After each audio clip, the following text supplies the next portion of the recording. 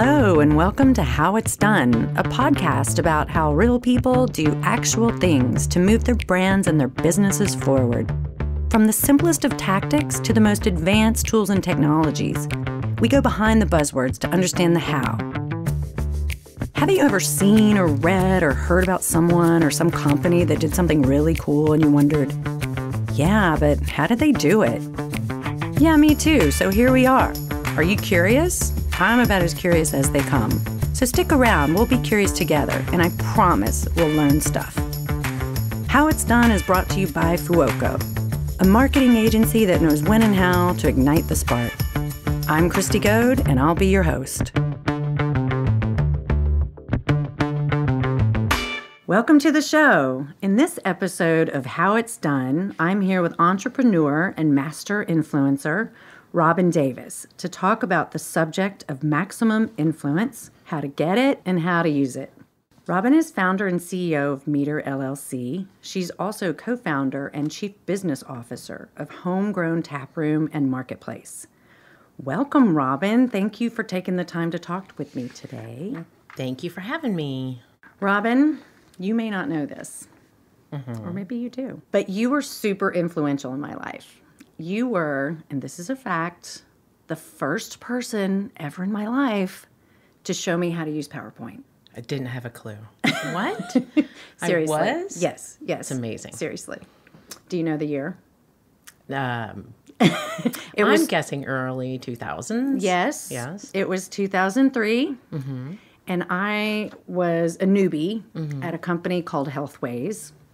It was actually known as American Healthways at the time. Some of you listeners out there may even recall this.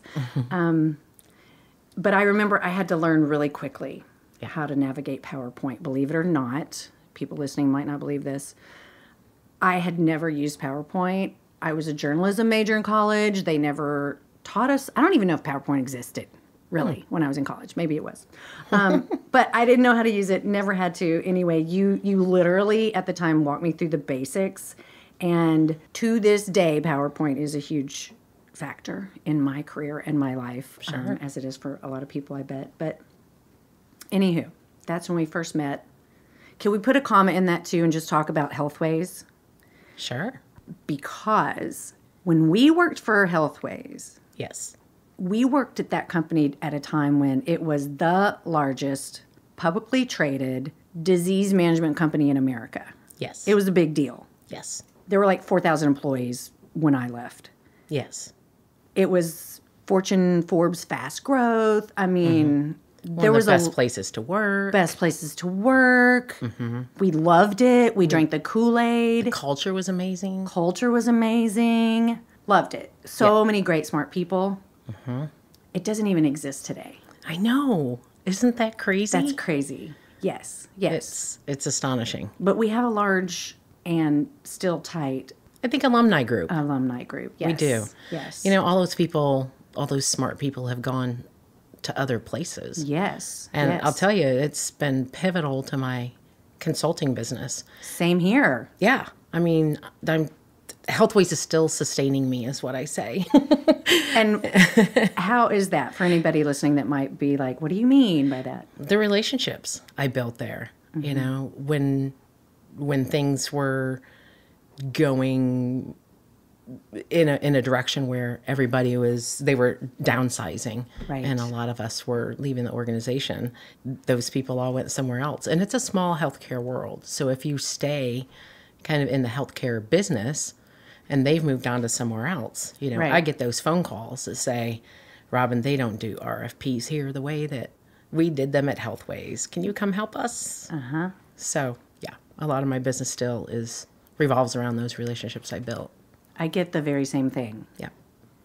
A lot of those people have gone on to become CEOs of big companies, or maybe they started a company that now has grown into a big company. And here we are running our own companies. Yeah. I mean, they do call Nashville the Silicon Valley of healthcare because of that ecosystem that exists. And that's a great example of it. Yeah. Yeah. And here we are running our own companies now, being entrepreneurs. And that, I never would have thought that back then. I know. And it was a culture when we talk about culture at Healthways, that was such a big piece of it. It was huge. If you see a gap and you know how to fill it, or you want to figure out how to fill that gap, and roll your sleeves up and make it happen.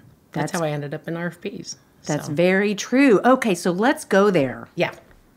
That's exactly how I ended up in RFPs. Does anyone set out to become an RFP expert? And Nobody. First of all, there could be people listening that don't even know what we're talking about or what an RFP is.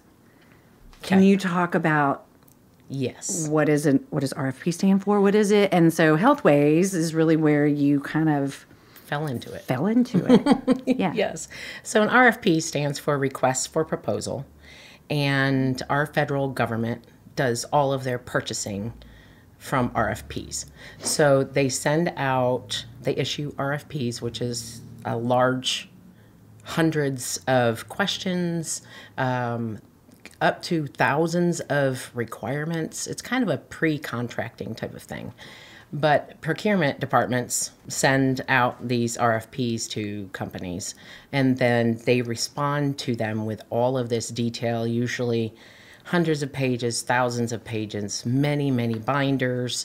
And it's quite a large undertaking. And does everyone hate this process? Yes. Yes. That's Except for an you. easy answer, right? Except for me. Well, yeah. And so it's business to business now is doing a lot of RFPs as well. And so it's kind of, you get to a point in the sales process where you've built your relationship, the salesperson has built that relationship with them, and now it's time to get down to the nitty gritty and let's get into the details of what you do. So the RFP is a list of questions that helps us express, here's what we do, the nuts and bolts of it. So that's what an RFP is. Mm-hmm. And I was working in a sales support role at Healthways, and we started getting RFPs in the door, and it was new for us. Why was it new? Was that because the business model had shifted, or Healthways was going after new markets? Well, that's a good question. I think it was probably the health plans where we started getting RFPs when we went into that business, and employers, and when brokers and consultants got involved in the purchasing process. Their process is RFPs. And if you want to be in that business, you have to answer RFPs. You don't get business any other way. Is that pretty much the deal? You can, but I think it's rare now these days. I work mostly still in the healthcare business, and it's pretty routine that you go through an RFP process at some point. So we started getting RFPs, and there's not a salesperson on earth that wants to sit down and write anything and respond to a list of questions. Their skill set is usually being in front of a client and having conversations. And so they would often end up on my plate. Hey, Robin, could you find out the answers to these questions and put this together? And I'm love that. Yeah, I'm like, sure. And so after that happened a couple times, my thought process was like, well, these are people knocking at our door asking to buy something, and you're having me write a response to this? I thought, well, there's got to be a better way to do this. So I did some research and found the Association of Proposal Management Professionals. I can't even. There's a thing. Who knew? Who knew? And so I went to their, I went to their international conference. So wait a minute, let me ask you. So you went to your boss and you said, hey, I found this thing. I really think I could benefit by going. And they're like, okay, yeah, sure. You made your case. Like, how did that go? Yeah. So I said, listen, we keep getting these RFPs. They're not going away. So this seems like a thing we need to figure out. And I found APMP. And how about I go check out, what this is all about. So what year was this? 2001. Okay. And I can't remember where that first conference was that I went, but I walked in there and there was probably 500 to 800 people there. And I was like, oh my God, this is a thing. Like, this is a bona fide profession. And these people already have it figured out, which was my thing. Because I'm like, do I have to figure this out from scratch, how we're going to do this, and what is the process that you should follow? You know, I'm always searching for best practices because I don't want to work that hard. So there's got to be a way. I'm still working harder, not smarter. I mean, maybe I'll learn someday. Right? So I found APMP, and I was like, these are my people. And they've already got this figured out. So I come back to Healthways really energized. Okay, wait, were they, like, what kind of people? What do these people look like? Good question. What do they look like? Do they come from all walks of life? Are they, like, former something, like, wonder how they got there? Everybody has a different story. How they got to RFPs. Because, nobody really sets out to do that. Now, in the government sector, it's more of a profession, a career path. A career path, and people get it. Now, there's no college degrees yet. That is one of the things that APMP is working on. Oh. Working with like a curriculum. Correct. Yeah. Fascinating. Yeah. So, what is the typical background, though? Is there a typical background? Like, they're writers, or they're marketers, or they're salespeople, or all of that. Okay. Yeah, salespeople, maybe from an administrative position, but want more. Which was you, basically. Correct. Yeah. Okay. Yeah.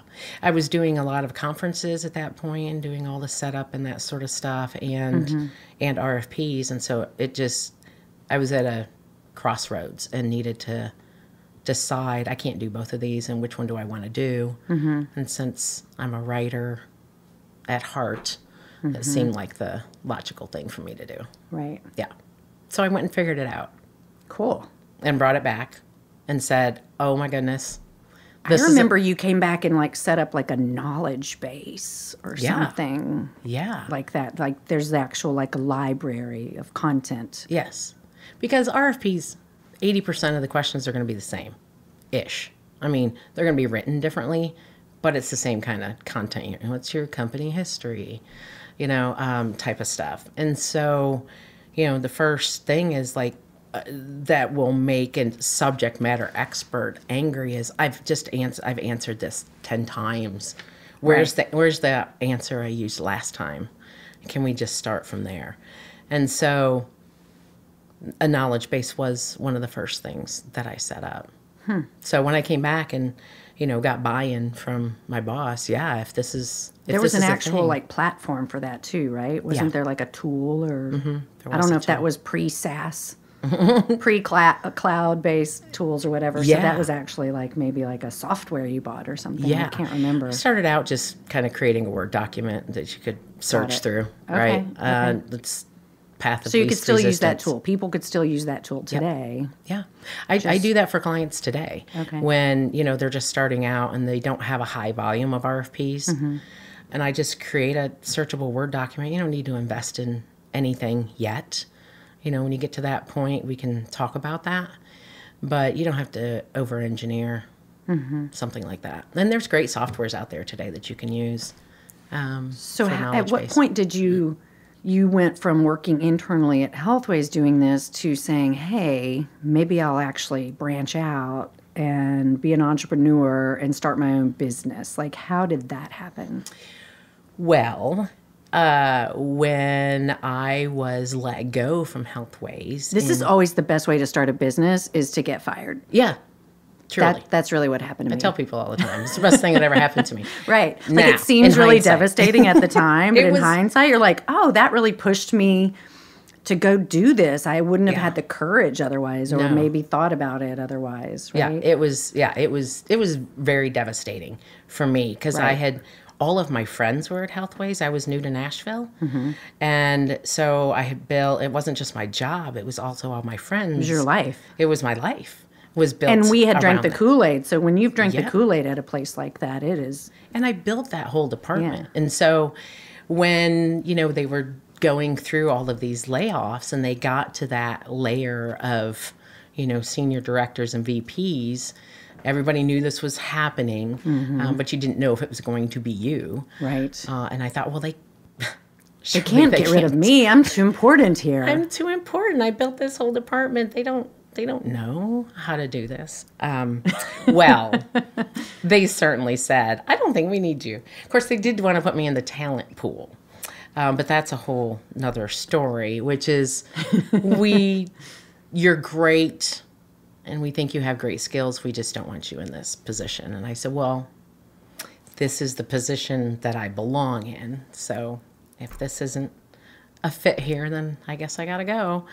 So that was hard. And it was very difficult and a rude awakening for sure. Right. Because I had gotten really comfortable.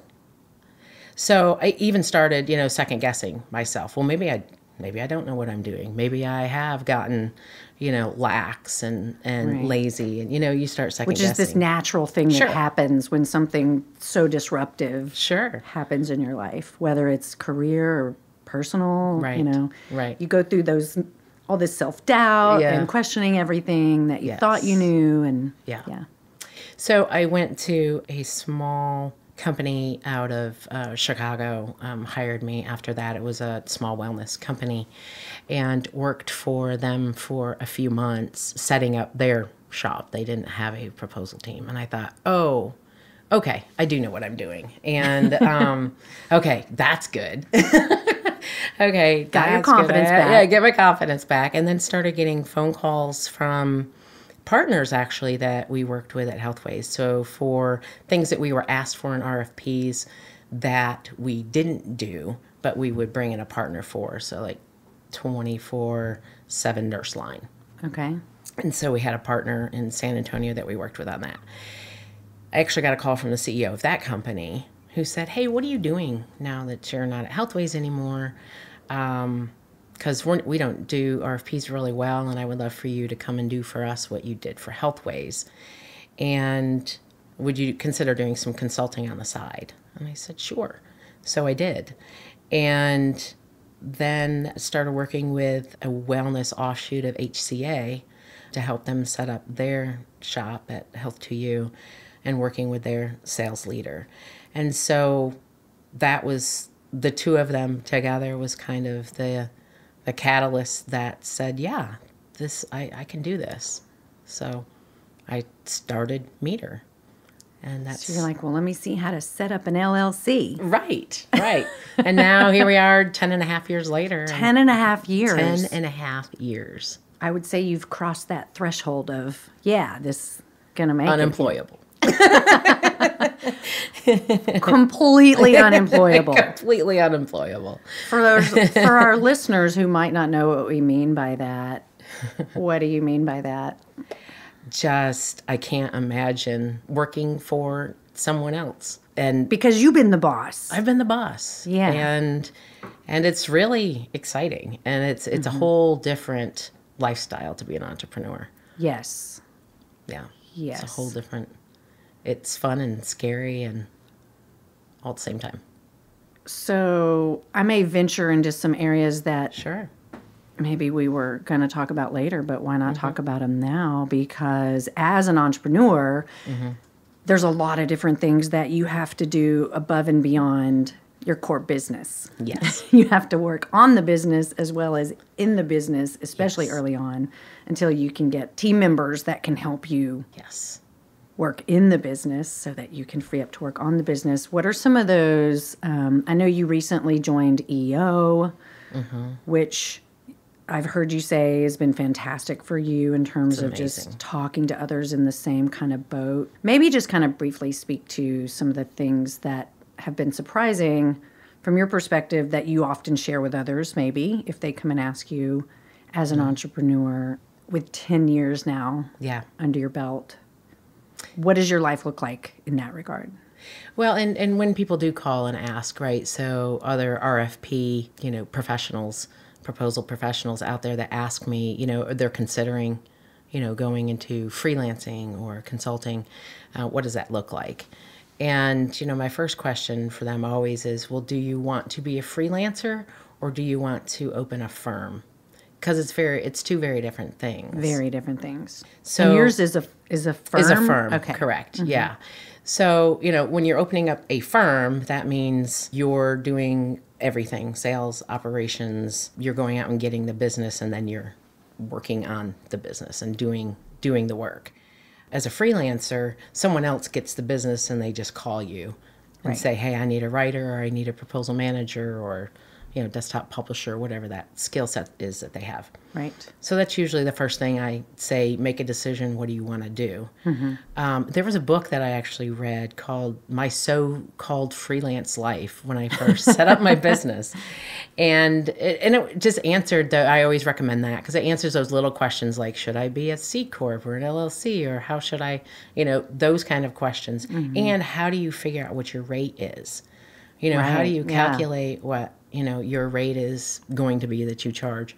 So all of those little... Because you bill on an hourly basis? Is that do. how you structure it? Okay. Yeah. Typical consulting kind of model in that regard. Yep. Right. So, I tell people to, I refer them to that book, and that might be a good resource. But it's really figuring out what it is that you want to do. EO Nashville, so EO stands for Entrepreneurs Organization, and it's a worldwide organization. And Nashville has, I think, the third largest chapter, but it has the most women in their chapter. Which you were so kind to invite me to a luncheon Yes. recently, and I learned that that's pretty amazing It is. that Nashville has the largest number of women involved. Yeah. And then looking around the room at the caliber of those women and the Yes. businesses they're running is just inspiring. Yeah. And there's some minimum criteria that your business has to meet to be in EO. But what it is if you just think about what sold me on it is I went to one of their, meetings, and they said, really, when you're an entrepreneur, you can talk to your friends and you can talk to your family about, things that are going on, but unless you're running your own business, it's really difficult for people to understand everything that you're going through. Yeah. And the things that you have to do and how you're constantly on the clock all the time thinking and Even working in your on it. sleep. Even in your sleep. You're dreaming this shit. Yeah. You've got a lot you've got to figure out every single day. Yeah. And so what sold me was when one of the members stood up and he says, this is the only place where you can walk in and say, I have no idea what I'm doing. And there are 10 people in the room that can say, oh, yeah, I've been through that. I think they used they maybe had a 4-letter word in there, too. They did. They? I just didn't know whether I should use that on this podcast or not. But you were like, oh, my God, these are my people. Yes. It was another room, much like the RFP. Yes. APMP. Yes. You're like, my people. And My then you people. walked into the EO group, you're like, my people. So a lot Yes. of it is finding your people and finding your tribes, Exactly. right? Yeah. Yes, various tribes of people for different things. And so it was like, wow, okay, I'm in. And, and so it's very structured, and it's, they put you in this forum of, up to 10 people, and you meet every month and you experience share. What does that mean? It's not giving advice. It is sharing your own experience in a certain thing. So each month, somebody presents something that they're going through. Could be personal, could be professional. And they work with a coach before the forum meeting and talk through what it is that they want to present to the group. When you're in the group during that month, you present, here is my issue. Do you have to use a PowerPoint? You do not. Okay, good. You do not have to use a PowerPoint. Yeah. But PowerPoint can do really cool things. We're going to get into that in a gonna minute get into because that. Got I it. care so much about it, and I think our audience will too. But Perfect. Yeah. Yeah. So, okay, has this been... So you're also Chief Business Officer for Homegrown Tap Room, as we mentioned. Yeah. So do you take issues from... But you have two different Yes. companies that you're heavily, you're the chief, right? Yes. So do you take issues from both of those businesses Yes. into that? Okay. Yes. And do you cross-reference your learning in those two businesses Like, do you run into similar issues in both businesses, or are they so different? Sure. Yeah, I think there's a lot of things that can cross over. Well, and it kind of gave me the confidence to even open Homegrown. Was that I already owned a business. I'd already started a business. Because you started Homegrown with your wife, Jennifer. Correct. After you had started Metre. Yes. Okay. Yeah, Homegrown's about 4.5 years old now. So it gave me the confidence knowing that, well, you I know said, how to run hey, a I can do this. I can figure it out. You just figure it out. We'll just figure it out. Yeah. I mean, isn't that what we're all just doing it, faking it until we make it? And apparently we are, yes. And there are some basics, just treat people the way you want to be treated. Don't be a jerk.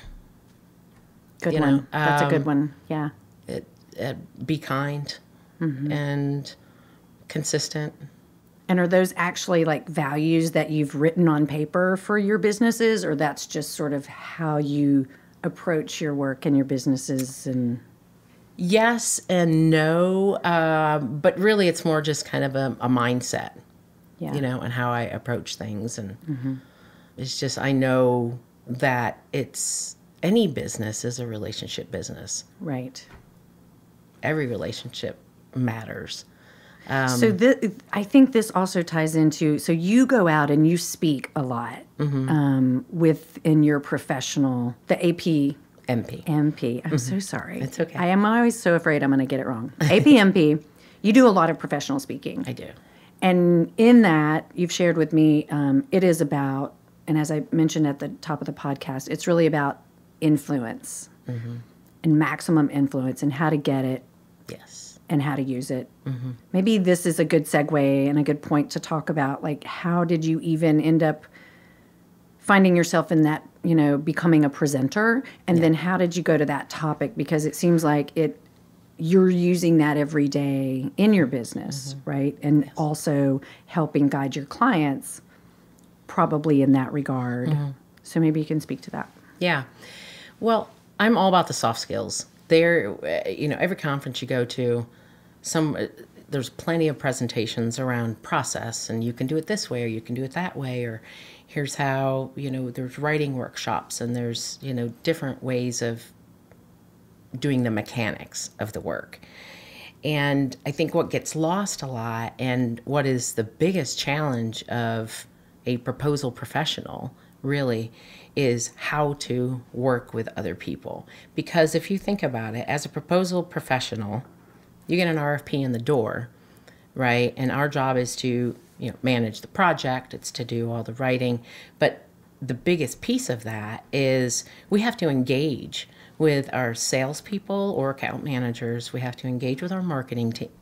We have to engage with subject matter experts throughout the company to get the information we need to do our job. Right. That's what we as marketers have to do too. Yeah. We can't do it without them. Yeah. No, absolutely. Yeah. So in order to do that, you need to know how to work with other people.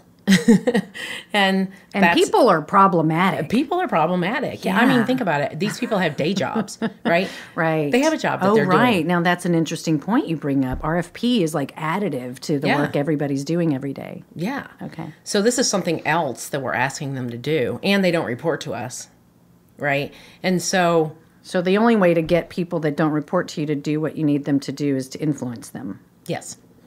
and you do that by building relationships, building rapport, creating goodwill. If the only time that those subject matter experts see you is when you're running around with your hair on fire and you're asking them for information on deadline as soon as possible, like by close of business today or something crazy, because you're going to get a lot of resistance. Be the reality. Yeah. You're going to get a lot of resistance. And so what I have found really works for me, and I'm of this mindset anyways, is to build relationships with people outside of that process and treating them the way I would want to be treated. So setting expectations. Here's what I need from you. Here's what you can expect from me. I'm not going to waste your time if I invite you to a meeting. It's because I need you there. And setting those boundaries for somebody. Here's our process. You have to show up as a professional too, right? We have a process for this. We've done hundreds of these. We know what works. We know what doesn't. I'm going to give you all of the information that you need so that we're all on the same page.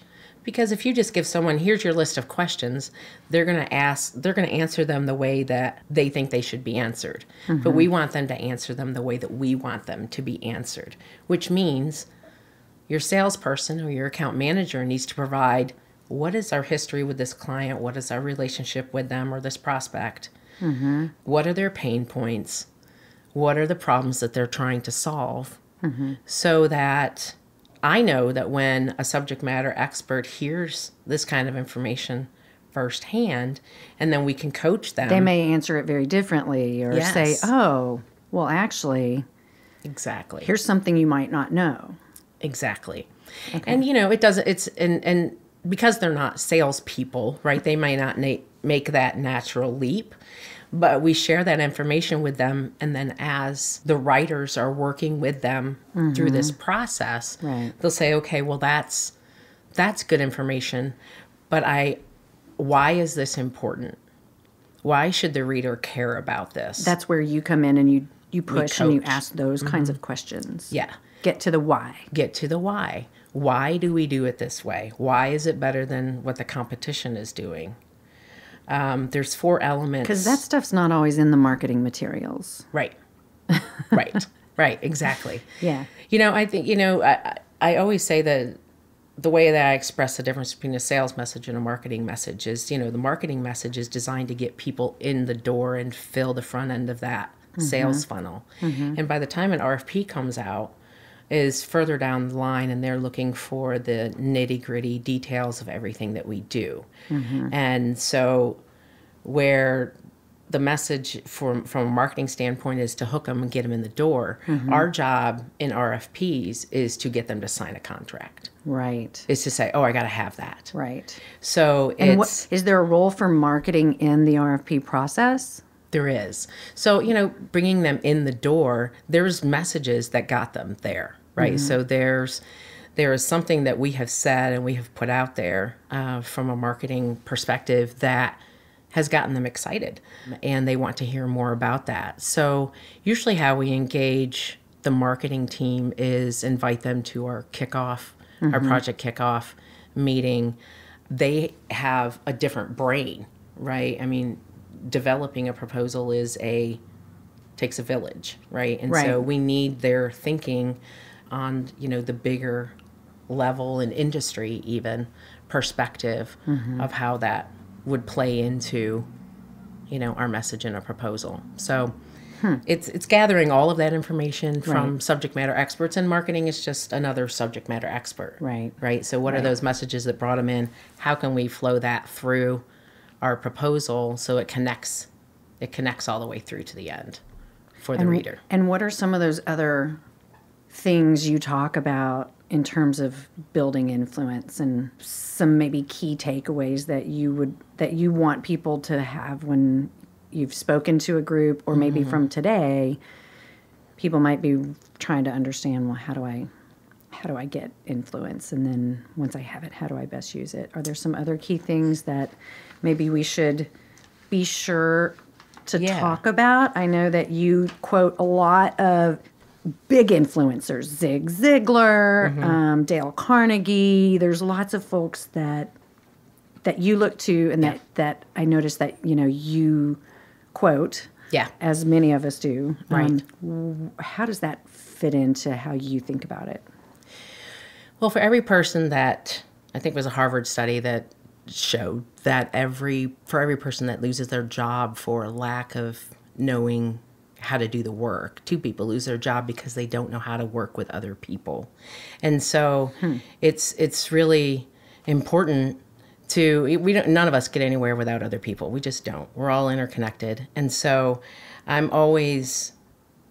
follow that train of thought a lot when I'm working with people on proposals, because I know that I need to connect with people and build a relationship around something other than work. I know that if I tell people what I expect of them, that they're more likely to live up to that expectation. I know that if I ask somebody what else they have on their plate that we have to work around, again, they have a day job, that they're going to get it. They're going to understand that I'm sensitive to their workload and what other competing priorities they have. And I know that if I get them more involved in the win strategy and tell them the specific problems, again, that we're trying to solve for this client, then I'm going to get better answers. And so that's how I'd want to be treated. That's the information I'd want to know. I think everybody wants to do their best work. I really do. I don't think anybody wants to do a bad job. So I try to create an environment where everybody can do that. That's awesome. And how many people do you have on your team? You have a lot of freelancers, I imagine, like any consulting business does. I scale up or scale down based on the project. So if I'm working with a client to build a database, then I just need a couple writers to work with subject matter experts. If I'm working on a large active RFP with, a health plan and it's for 1 million lives, then it's generally going to be, I've had teams up to 10 people working on it. Yeah, because they're complicated. And you have to influence them as well, right? Yes. Like you're not actually their boss. Right. They're freelancers. Right. And so you have to use those same skills in that regard, I imagine. Yes. Okay. Yeah. And your type finder, you're an activator, is that right? I am an activator. Okay, so what does that mean and how do you bring that to the table? And that's one of those other things that back when I opened my firm, I'm like, how do I express what I'm really good at? Because there's a lot of consultants out here that do proposal work, but what makes me different? And so I did that Strengths Finders test. So fun. It's always so fun to find out more about like what makes you tick. Yeah. And an activator, I start things and I see them through, and why people choose me over somebody else is my flexibility, my ability to communicate well, and I get things done. I do what I say and I'm going to do. It's huge. Again, that's probably why you've been in business for 10 plus years. Right. Yeah. And why I have 90% of it is repeat business. Yeah. Oh, that's awesome. Yeah. Yeah. And do you find that most companies don't have some big internal RFP team and they do need someone like you or your peers? Yes. Out there?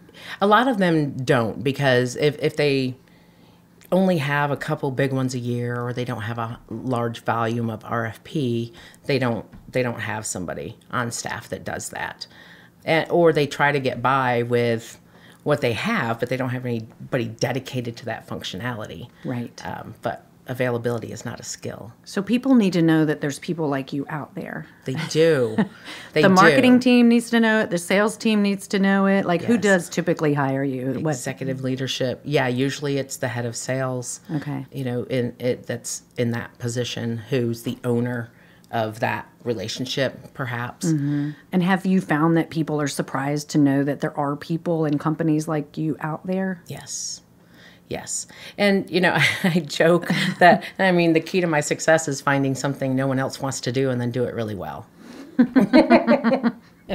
Right. That's awesome. You're filling a need. Right. Back to that whole fill a gap. Yeah. And it's a gap because a lot of big organizations, even with mature sales processes, don't feel the need to have a team on staff all the time. Yeah, so, well, it makes sense. Yeah.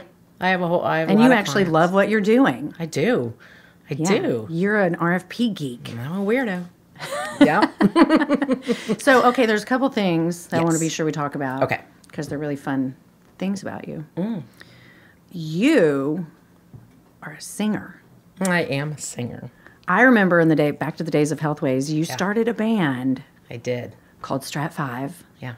For our listeners, so we had different strat levels for disease state. So if you were a strat 5, you had like multiple comorbidities, as we said. Yeah. And you needed sick. You were real sick. You needed a lot of help. Right. So you started this band. I did. I'm bringing this up because like it's a fun fact about you, but also because it shows that you're not afraid to be on stage. Yeah. Yeah. And so you're on stage right now too, right? You're speaking, you're a thought leader, and it's you go into a company and you're not afraid. You know how to step in and, lead the show. Yes. So how did that Strat 5 was pretty darn good because we're in Nashville, and so Yeah. there were a bunch of musicians inside of Healthways, like there are at companies across the city. Right. Healthcare and music goes a lot more hand in hand than people know. Yeah. Well, yeah, I had moved to Nashville in 95 with big aspirations of, making a career. You were one of those. I was one of those. Yeah. And so it did not take long for me to realize, oh, well, I'm never going to make a career out of singing. I love doing it, Yeah. but there are people with natural talent. And I had to work really hard, and I was still never going to be as good as they were. Mm-hmm. So it didn't take long for me to figure that out. So got that day job.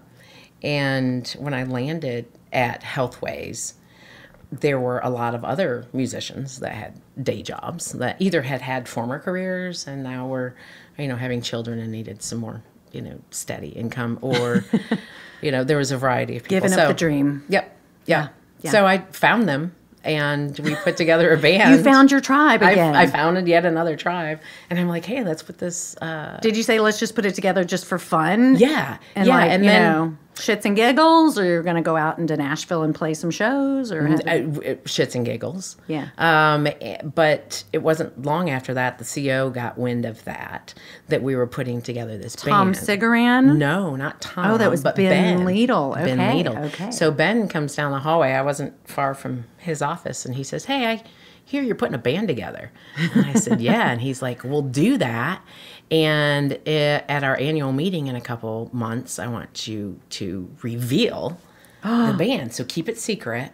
And then I want you guys to just come out at the big company the meeting. big company meeting, which happened to be on the General Jackson that year." Remember that. Remember that? And so we did. We put together this band. And you guys were good. Yeah, I thought we were pretty decent. So, we were behind the curtain, and when we all came out, everybody's like, "What? We have a band!" And everybody's like dancing and singing, and That was fun. But that lasted for 3 years. But you did the Battle of the Corporate Bands back. I don't even know if that did. still exists or not. Is that still a thing? I don't know. Yeah, Fortune Magazine puts on this Battle of the Corporate Bands, and they did regional competitions, and one of them was here in Nashville. And so we played for that, and we won, which was super cool. exciting. And I think I wrote a press release about that. I'm sure you did. I'm positive you did. And so when we won that, they flew us up to the Rock and Roll Hall of Fame in Cleveland for a weekend to battle against other bands. How cool was that? It was super cool. So they treat us like rock stars the whole Like, what weekend. companies were you up against? Do you remember? Oh, gosh. I do not. Yeah. I know that the band that won was from Geneva. I mean, Oh, wow. So This is a big deal. International, yeah. Do you still sing or play in a band or do anything like that? I do a lot of karaoke. Santa's Pub. Santa's Pub, yeah. Is that the best? Is that the best karaoke place in town? Or Yeah, sort wait, of. do you have karaoke at Homegrown? We do not have karaoke at Homegrown. It's been one of those man. things. People love it or hate it. Yeah. We go to Donaldson Pub. They have pretty good karaoke. Okay. Yeah. Well, so I do like to wrap up our Yeah. podcast with burning questions. You Fun. know, stealing from Ellen. I've said that before, but It's all right. Throw it at me. it's great to steal anything from Ellen because she's so fantastic. She is. But speaking of Homegrown, Yes. do you have a favorite beer? I gotta Because play- you're a tap room, right? Yeah. It's like, what is your favorite child? I like ambers and porters. Mostly, I'll drink those anytime. Those are my favorite kind of style. I like some IPAs. I guess my palate is maturing to some IPAs. Yeah, I'm not huge into the IPAs. Yeah. Not Yeah. a Ambers and huge porters, fan. though, yes. Yeah. Yeah. And I'm not above a Coors Light when I'm on a boat. If it's all really day on the lake. hot, right? Day drinking. Yeah. Yeah. better than water. I like a Bud Light Lime. Actually, that's my guilty pleasure There you on the go. beach. Yes. Yeah, I don't know why, but that's the only time. I eat bologna sandwiches at the beach, and it's the only time I eat bologna sandwiches. Does it have? Do you put mayonnaise on it? Because bologna It and mayonnaise depends. sandwiches used to be. It's usually Miracle Whip Oh, on white bread with bologna, or I like to like ketchup, and then I put wait. plain potato chips in there and smash it down. I know. I've never in my life, but that sounds delicious. I'm going to try that. People are going to think, wow, she's really out there. She is awesome. Yeah. She loves RFPs and bologna ketchup potato sandwiches. Yes. Perfect. Okay, well, so can I ask you one last question? Yes. If you were not an RFP and proposal writer and entrepreneur, what job would you want? More speaking. It's like my new stage. It is? Right? Yeah. So you I'm no love it? longer singing, and I'm actually better at the speaking thing than I was at singing. So yeah, I'd like to do more speaking engagements. Maybe write a book. Oh, Yeah. Author. That could be a new Author goal. would be cool.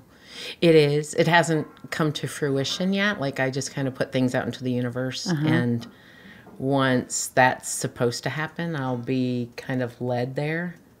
So it'll happen So someday, if people I believe. want to engage you to speak at something, how would they get in touch with you? How do people find you? As we're signing off today, tell us a Yes. little bit about how people could get in touch with you and learn more. Sure. Well, you can email me at Robin Davis, and it's Robin with an I, at MetreWorks, which is METREWORKS.com. Or you can call me, the whole old-fashioned What? You have a phone number? I have a phone number. What is it? 615-712-6298. Fantastic. Was there anything else that you would like to share with us before we sign off? No. Except that PowerPoint is underrated. Let's just wrap it up back to PowerPoint. I wish. Will you come back again and we'll talk more about PowerPoint because we did not get a chance to go there, and Yes. it's a big deal. We only scratched the surface of what PowerPoint can do. So glad I met you. Ditto. Okay. Well, my guest today has been Robin Davis, founder and CEO of Metre and co-founder of Homegrown Taproom and Marketplace right here in Nashville, in Donaldson. Robin, thank you so much, and thank you all for listening. If you like what you heard today, please be sure to subscribe and rate us and review us on Apple Podcasts or wherever you get your podcasts. It really helps listeners find us, and we hope they find us. Also, if you'd like to be a guest on our show or you know someone who would be great for it, please reach out. You can find us at Grow with Fuoco, that's FUOCO.com/podcast. You can also find and follow us on Twitter, LinkedIn, and Instagram at Grow with Fuoco. Or reach out to me, Christy Goad, anytime at kg@growwithfuoco.com. You can call me also. I have a phone number, 615-440-9049. That's it for now. Thanks so much for listening. We're looking forward to keeping great conversations coming your way as we grow this podcast. There's even more great content from our conversations on our blog. Be sure to check it out at growwithfuoco.com. That's Grow with Fuoco, FUOCO.com. Stay tuned until next time, and no matter what, stay curious.